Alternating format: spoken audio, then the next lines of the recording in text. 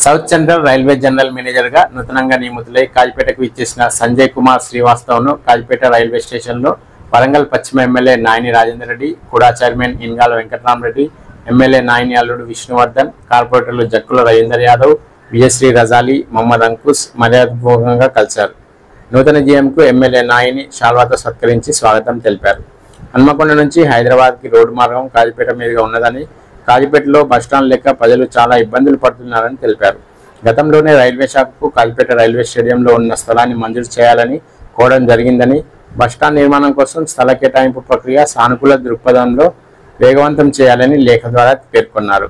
Coach ఫ్యాక్టరీలో స్థానికులకు ఉద్యోగ ఉపాధి రంగాల్లో 50% ప్రాధాన్యత ఇవ్వాలని కోరారు. గతంలో ఆగిపోయిన రైళ్లను పునః ప్రారంభించి కాజిపేటలో హోల్డింగ్ కల్పించాలని కోరారు.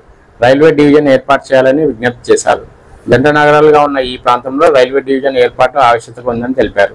ఎమ్మెల్యే నాయని కొన్ని అంశాలపై జీఎం సానుకూలంగా స్పందించారు.